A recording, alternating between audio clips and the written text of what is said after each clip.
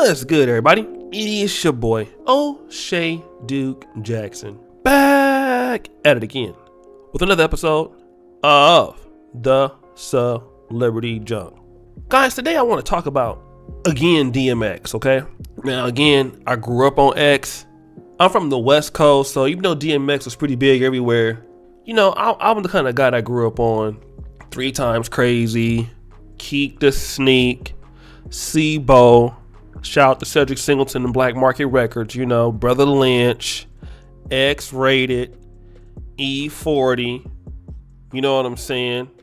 You know, JT the Bigger Figure, Snoop, you know what I'm saying? Nate Dogg. I'm a West Coast dude. You know what I mean? Mac Mall. So, you know, while DMX was hot, man, I'm more or less a West Coast guy, okay? So I'm not going to sit here in front and act like, you know, I was DMX's biggest fan. Now, I did like what he did. He had a few hits, man. We was rocking with it, but, you know, I do understand his talent. You know, I understand his acting talent. The guy was, you know, I like his energy. But here's what happened. A lot of folks start trying to either fake diss him or fake Karen, okay? And for me, either one of those things is bad. I talked about yesterday how feminists and people in the LGBT community are trying to cancel him even after his death, on his deathbed at the time, because when I made that video, he was still alive, okay?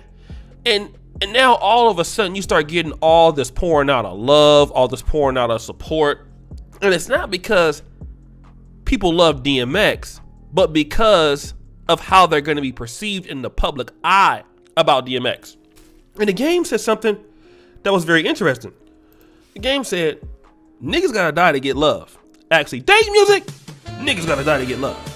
If I can't feel it while I'm here, keep it. Hashtag RIP DMX. I gotta give him a round of applause on that, man, because you know what I want to do is, I want to take his words into action right now. For all of you black men out there, okay, that have supported me, that have given me props, that appreciate whatever I've done on this platform, I want to know, as much as you appreciated me, I appreciate you. I want to let black men know to listen to me while you're living. You're strong, brother. You might have problems. You can overcome it. And black men need you to be successful. Okay? I'm going to tell you that right now. I'm going to tell you that while you're living. Because many of us as black men, we want to start appreciating each other when it's too late. When we die. You know? And I think that once you die, a person like DMX, if he could really look at it, he probably didn't know how much of effect on the world he had until he's gone. Maybe that was strong enough in itself to stop him from using drugs. But we got to get into the habit of telling our brothers how important they are while they're here, you know? And it's almost like the black funerals, man, and we already know if you've been there, you have some idiot, big mama die, grandmama die, get in the casket, you know, crying and, Lord, don't take my mama, I'm getting in it, you know, all this other stuff. Those are the people who didn't do nothing. Now they feel bad. Now they feel bad because when mama was living, they didn't have time for mama. When daddy was living, they didn't have time for daddy. You know, you couldn't pick up the phone and call them and let them know that you appreciate them, that you love them. And even, you know, myself, I get caught up in that. But now that I'm, you know, getting 40 myself and I'm starting to see it, I want to let folks know, man, while they're here, man, you know, I appreciate you for what you do, man. I want to give a shout out to brother Daniel Simmons. Good brother Daniel Simmons, man, out of Atlanta. I hope he listens to this. I'm going to tell him to listen to this. I would really recall, you know, talk to him as the big bro. You know, he always asks me when I talk to him. First thing he asks me is, brother, how you feeling, man? Have you been eating? How's your health been doing? Are you getting enough sleep? You know, brother, you need to really watch what you're eating and getting some sleep, you know, because, you know, you're a good black man. We want to make sure that you can get some rest. Now, he don't have to do that. I want him to understand that. But I want you guys to listen to him. He's also known over here as Ghana Dan. But do you see the concern that he has for our people, for his brother, which is me? Same thing with brother George Macon. I call him, see how he doing, same way with me. My dad, you know, I try to keep up with him. Whatever I can do for my parents, I do it now while they living. My grandmother's still living. My other grandmother died. I wasn't able to talk to her before she passed like I wanted to. But I've always been able to tell her, I thank you for what you have done. And you important to me now. And I think for a lot of us in the black community, a lot of folk we have lost.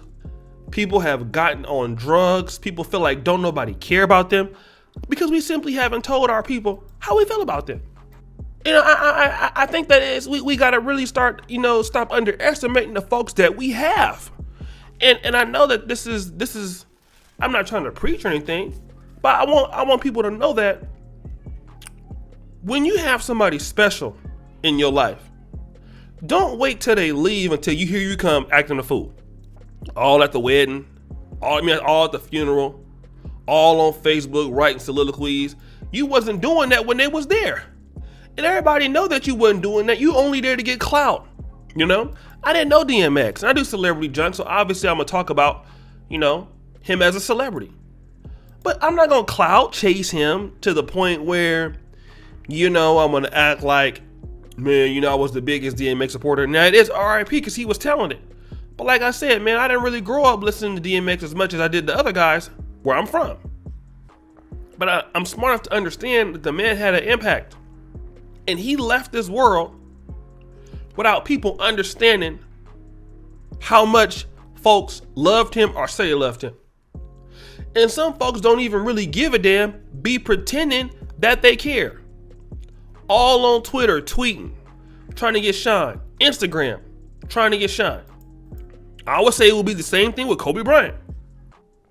When Kobe passed, trying to get shine.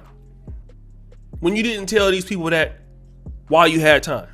And like they used to say in the church, while the blood is still running warm in your veins. Right? While you're still living. We used to have a song they used to sing.